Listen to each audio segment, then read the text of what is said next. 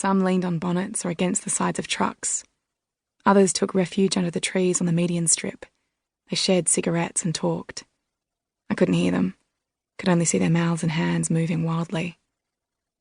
Meanwhile, the tourists waited in the back seats of taxis headed to and from the airport, watching on like little dogs through the cracks in their windows. I sat in my seat in the air conditioning and stared into flares of light for comfort. The sun's reflection in mirrors and sunglasses, in hubcaps and the handles of car doors. I looked at the mountains again, and at the cane bending in the breeze, then went back to reading my phone. I don't know how long it was until the train started up again, but when it did, the passengers clapped and laughed and made jokes while the train crawled past the accident. Out my window I saw it, or bits of it, and thought of nothing, felt nothing. A woman up in front cried out, "No, no, aiuto, no," and held her soft brown arms up over her face. I closed my eyes and turned up the volume in my earphones and did my breathing exercises. The train crossed the width of the country in 3 hours. From the accident onwards, I kept my music screaming and my head against the glass, squinting at the passing rivers and castles and factories. When we reached Pescara, it was getting dark. Though the city was small, when I looked left from the terminal steps, I could see the beach, and when I looked right, the highway. It was loud and bright with life, and there was a calming sea breeze rippling through the streets that appeared to welcome the passengers as we stepped off the train and onto the platform. I pulled my suitcase behind me with a tired arm past the river and the port where fishing boats rocked gently against the docks. Their mast and deck lights bounced off the water, and the smell of seaweed was dense in the air. I found the hotel I'd booked wedged between a GameStop and a small cafe, the California.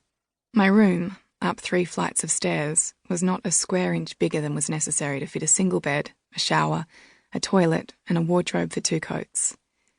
There were metal bars on the window, and the warm wind blew in between them. Under the open window was a black wooden desk, crammed between the bed's end and the wall.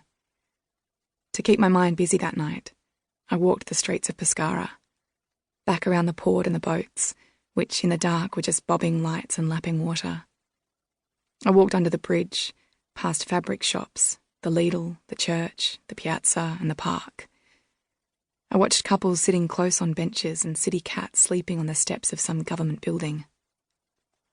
I watched the teenagers waiting in line for gelato, and other teenagers running from the shore into the sea as the moon moved up over the city.